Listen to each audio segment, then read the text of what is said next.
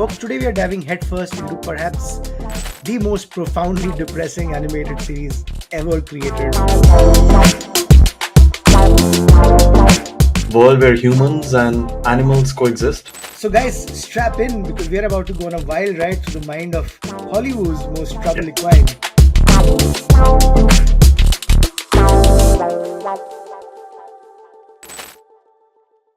Welcome back to Real Philosophy. I am Vishal, and with me, as always, is my partner in crime. Hi, guys, Mohit this side. And, folks, today we are diving headfirst into perhaps the most profoundly depressing animated series ever created. That's right. Today we're exploring Netflix's BoJack Horseman, a cartoon about a talking horse that somehow became one of the most nuanced examinations of depression, addiction, and the human condition ever put to screen. And specifically, we're focusing on the anthropomorphic equine at its center, BoJack Horseman himself, the washed up 90s sitcom star whose journey through Hollywood as it later Yeah. becomes, serves as a funhouse mirror reflection of our own struggle with meaning and identity.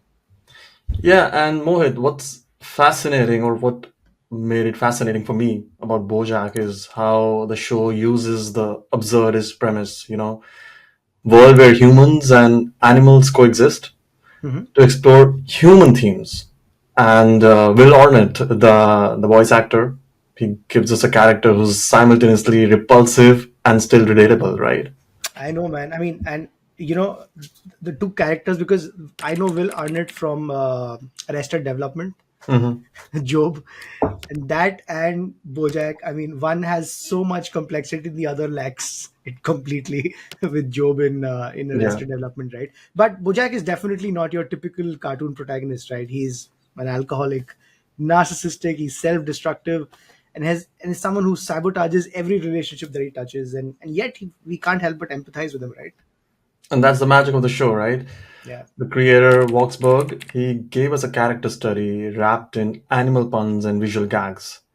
So today we will try to unpack Bojack through several philosophical lenses: existentialism, absurdism, philosophy of happiness, and the fundamental question of whether people or horses can truly change. So, guys, strap in because we are about to go on a wild ride through the mind of Hollywood's most Yeah. troubled equine. So let's begin. So the first thing that I want to talk about is the existential crisis at the heart of BoJack Horseman. Throughout the series, we witness BoJack struggle with one simple question, right? Can his life have meaning after the fame has ended? And this, I think, is a recurring question in all of the people who get real famous real quick and real fast. That what do we do after you become famous and the fame starts fading away, right? Season one, we see him hire a ghostwriter, Diane Nguyen, to pen his memoir, but and maybe to reignite his career in a way, but really to help him make sense of his own existence, right? Yeah, exactly. I mean, Bojack, I think, embodies what philosophers like Jean-Paul Sartre and Camus describe as existential angst, like that gnawing feeling that life might ultimately be meaningless. Remember that gut punch of a line from that planetarium scene, which says, "In the great grand scheme of things, we're Yeah. just tiny specks that will one day be forgotten." Yeah, that scene is devastating indeed because it articulates that existential dread so perfectly. What's fascinating is how Bojack's existential crisis is amplified by his fame, right? He achieved whatever everyone of us is dreaming to achieve, right? And then after that, what happens is society has told him that it was the pinnacle, celebrity status, you've got it. And even after all of that, he found it so hollow. Exactly, and if you think about it, Kierkegaard's concept of despair sort of comes to mind. What he called the despair of eternal. So Yeah. Bojack has infinite possibilities due to his wealth, his connections, and everything, right? Yet this freedom, in a way, becomes paralyzing rather than liberating for him. And he can do anything, and so he does nothing. But Vishal, what's your take on Diane's role in all of this? Right? She becomes a mirror for Bojack in many ways. I think dealing with her own because she has a lot of her own existential questions, right? But I think there is a bit of a difference in how both of them Mhm. approach this, right? Yeah, if you think about it, and we talked about it in the first episode as well, all of these characters who are a bit uh, controversial, or they have a bit of a dichotomy, right? They need a philosophical foil, like we talked about Marty and Rust, and Maudie and Rick as well for a Mhm. bit. And Diane, I think, is the philosophical foil for BoJack. They're both searching for meaning, but while BoJack looks backward, he's constantly thinking about his past mistakes and watching old episodes of, like you said, horsing around. Diane is looking outward, trying to create meaning by engaging with the world's problems, right? She's more forward looking, so to say, and embodies a more Sartrean approach, the idea that we create meaning through action and engagement. And I remember one of those moments in the series when Diane tells Boyak that I don't think I believe in deep down, right? I think Mm. all you are is just the things that you do. This is straight up existentialism, right? We define ourselves through our actions, not some innate essence. Yeah, yeah. No, that sounds about right. Which sort of brings us to another philosophical current which is running in this show, and I think we've alluded to this in one of our previous episodes as Yeah. well, which is absurdism. Hmm. And I mean, you cannot not talk about absurdism when you talk about BoJack, right? Yeah.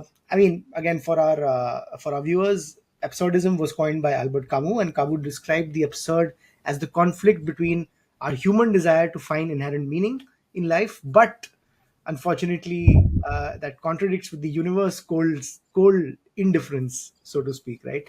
And BoJack constantly searches for meaning, but it seems like the universe keeps denying him of that opportunity. And when you think about this absurdism, then the show's premise of animals and human beings living together, it doesn't feel weird at all, right? And Yeah. it's not an aesthetic choice anymore. It's philosophically brilliant. And the very set of the show, then it makes sense, start making sense, right?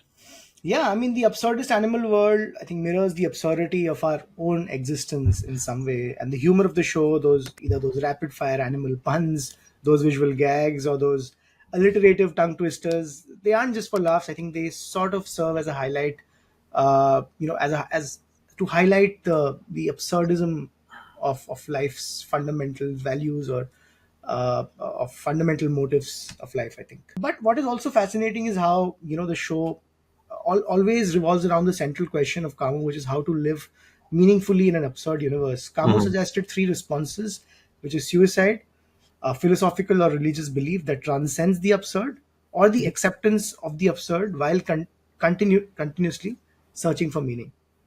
Yeah, and we see Boyack wrestle with all of these three options, right? But I think ultimately what happens is the show seems to sort of advocate for the third option of Camus, that acknowledge that life is absurd and try to continue to seek meaning anyway. Yeah, yeah.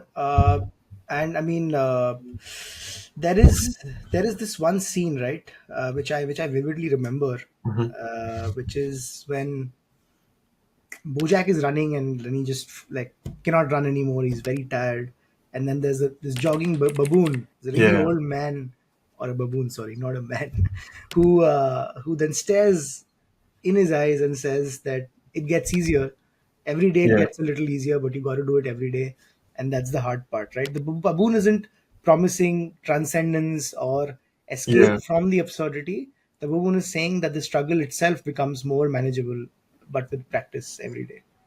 yeah, and it's metaphorically connected to the Sisyphean nature, right? And what Camus talks about, the myth of Sisyphus, of Boyak's attempt for redemption. He's repeatedly trying to become a better person, and he's failing almost every time. And then tries again, right? Much like Sisyphus, eternally pushing the boulder up the hill. Yeah. Yeah, no, I mean, definitely show has a cyclical quality, especially in the earlier seasons. Bojack does something terrible, hits Yeah. rock bottom, resolves to change, shows brief improvement, then slides back down again, right? But interestingly, the later seasons suggest that real change, while difficult, might actually be possible. Yeah, yeah. All right. I want to pivot to another character because, first of all, I think all the characters are brilliant, Yeah. and they hold their animalistic behavior quite nicely. And we talked about Mr. Peanutbutter, so I Yeah. want to get deeper into him.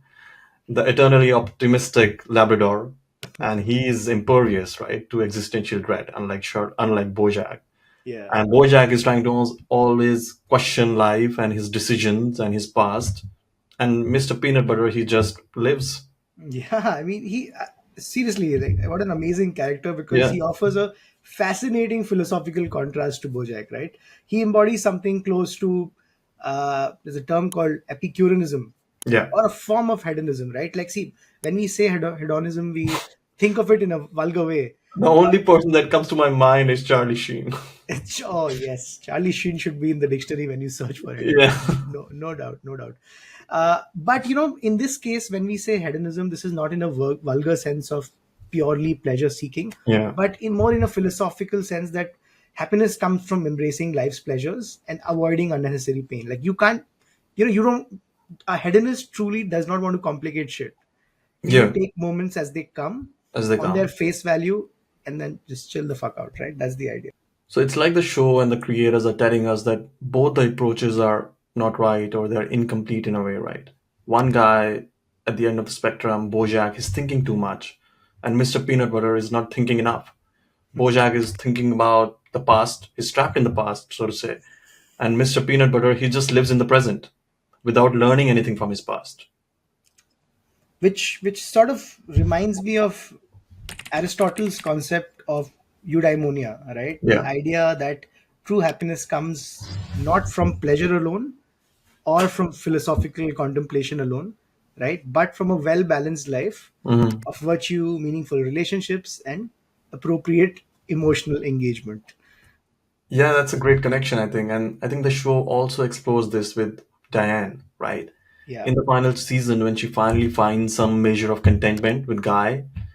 and the antidepressants, she feels guilty because she's no longer the deeply introspective, angst-ridden writer she once was. It's almost like she's not happy about not being happy anymore, right? But the show suggests that her new balance might actually be healthier. There's a term, it's called stirring the oatmeal. Mm-hmm. That beautifully puts it that in relationships, because sometimes when we look at relationships, they can be very, they can be very toxic, but Yeah, then, and that goes like a sine curve or a tan curve. And sometimes when we see couples on their high, yeah, we feel that that is the true, that is the epitome of happiness. But the yeah, epitome of happiness is actually when you stir the oatmeal every day, yeah, with preferably the same person, doing nothing, going yeah, shopping, yeah, etc., etc. yeah, yeah. No, no, no, correctly put. All right, so let's try to tackle the central philosophical question of the series, right? Can people change, or are we doomed to repeat our patterns forever? This is the question Bojack wrestles with across all 6 seasons. As early as season one, he desperately asks Diane, "Do you think it's too late for me? I Yeah, mean, am I just doomed to be the person I am, the person in the book? It's not too late for me, is it? It's not too late, Diane. I need you to tell me that it's not too late."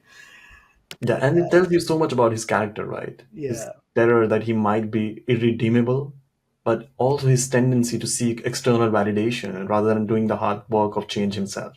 Yeah, and the show doesn't offer easy answers, does it? It shows change as possible but incredibly difficult and non-linear. And Todd, who's voiced by Aaron Paul, right, delivers one of the series' most devastating lines to Bojack when he says, "You can't keep doing shitty things and then feel bad about Yeah. yourself. Like, that makes it okay. Like, you need to be a better person. You need to take responsibility of your actions." Very, very pleasantly surprising, coming from that character, especially. Yeah, yeah.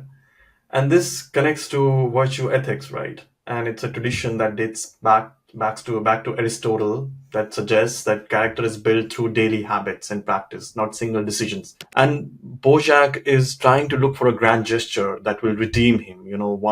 One stroke of the sun or something happening or a silver lining. But what he really needs is the daily discipline of getting better, right? And there's also an element of uh, limits of change through the family of a person, right? Yeah.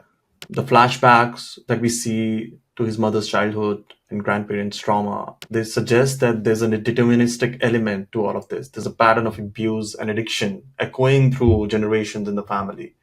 And this raises the question as well of how free we really are to change when shaped by forces which are beyond our control. Even in the finale, right, we get something more nuanced than the typical, total redemption or complete condemnation, which Yeah. we usually get in most of the series.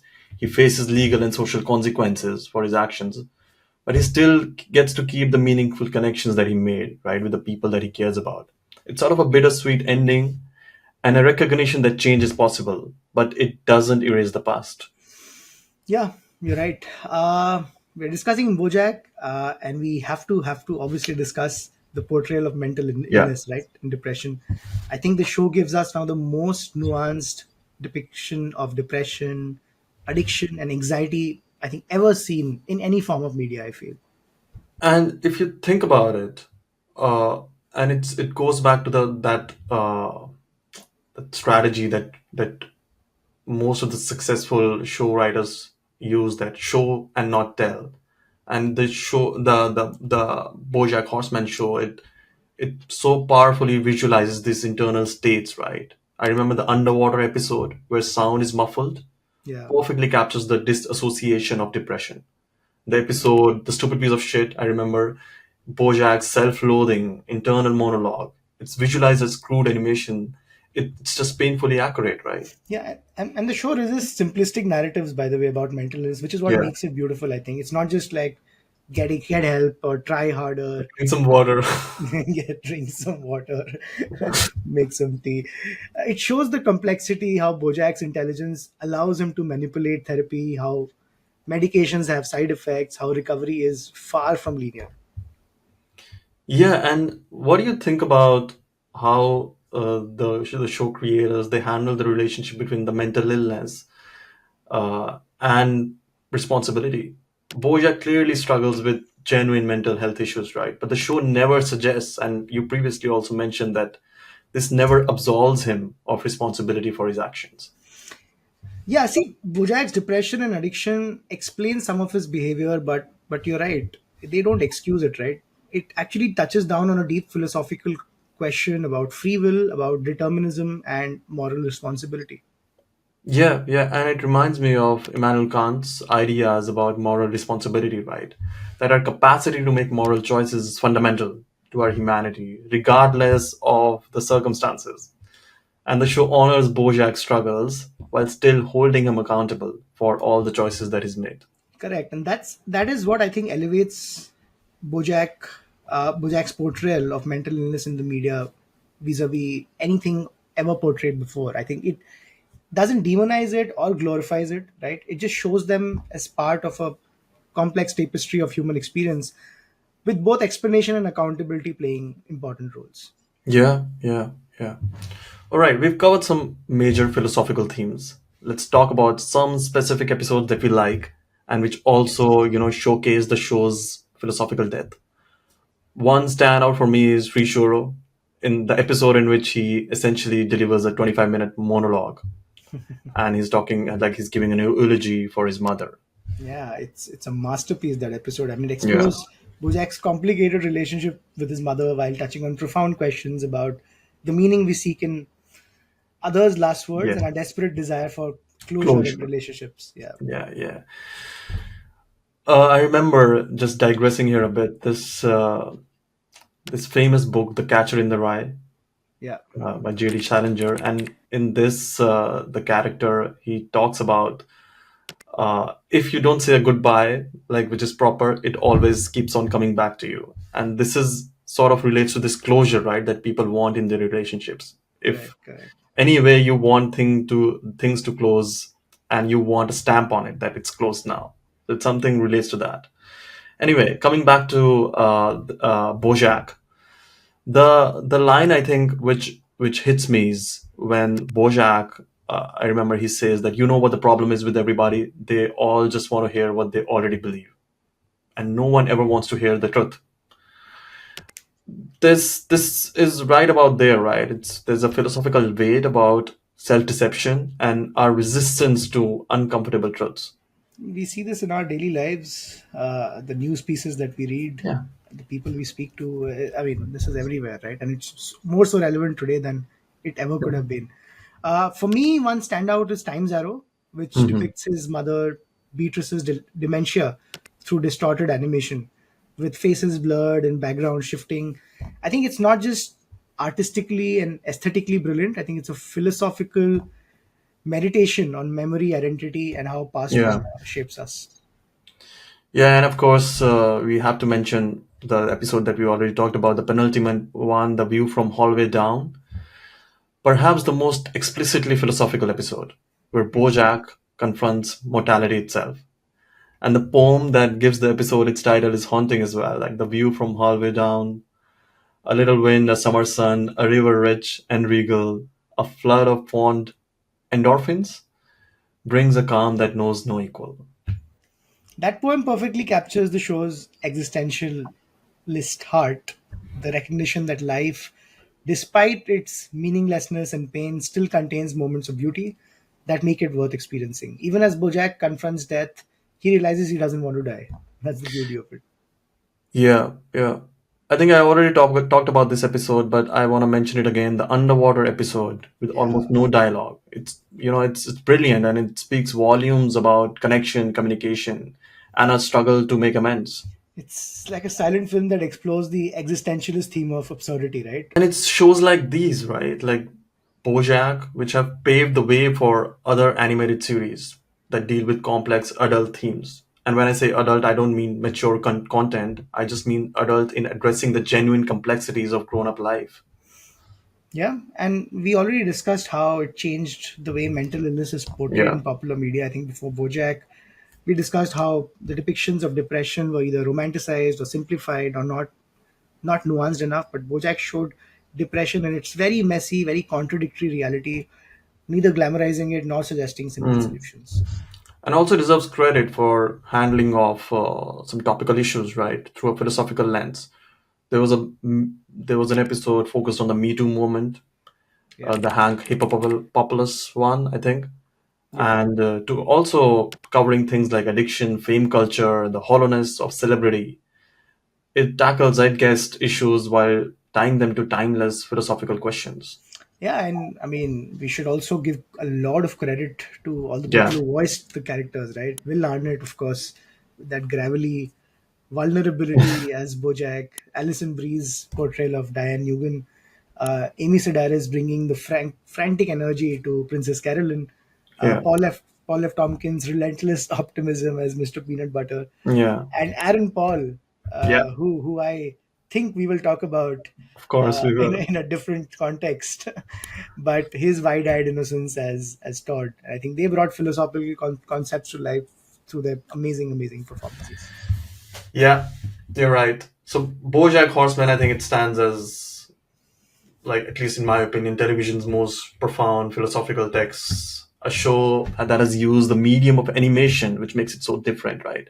To Yeah. explore the depths of human experience, like a horse giving you some context and knowledge about human experience. That's funny and weird in a way. From It covers things like existentialism, absurdism, virtue ethics, questions of moral responsibility. It engaged with philosophical traditions while remaining accessible and deeply moving. Yeah, and I think what makes the show ultimately hopeful despite its darkness is its insistence that meaning can be found even in a Yeah. universe that offers no inherent purpose. And as Diane Newman says in the final episode, there's no such thing as happily ever after. There is just after. Life goes on with its messiness, and we keep trying anyway. And perhaps that's the most profound lesson that we can take away, that the struggle itself has value, that showing up each day, trying to be better than you were yesterday, even knowing you'll sometimes fail, that's what gives life meaning, right? Yes, yes, absolutely. The show doesn't offer easy answers or neat resolutions. Instead, it reminds us that philosophical questions are worth engaging with precisely because they don't have a simple Yeah. solution. Like the jogging baboon says, it gets easier, but you got to do it every day, which is the tough part. Yeah, you gotta do it every day. All right, that's all for today's episode of Real Philosophy. We hope this exploration of Bojack Horseman has given you new insights into this remarkable series and maybe even some food for thought about your own philosophical questions. If you enjoyed this episode, don't forget to like, subscribe, and share your thoughts in the comment section. What philosophical themes did you notice in Bojack Mhm. which we might have forgotten? Which character's worldview resonates the most with you? Are you a peanut butter, or are you Bojack, the man himself? Yeah, and let us know which shows or films would you would like us to analyze next, right? We'd love your input, and we'll hopefully try to incorporate that as well. Until then, keep questioning, keep watching, and remember, in the worlds of Dan Nguyen, there's always more show. This has been Mohit and Vishal for Real Philosophy. Thanks for joining us, and we'll catch you on the next deep dive. And as Bojack might say, that's too much, man. That's Ciao. too much. Ciao.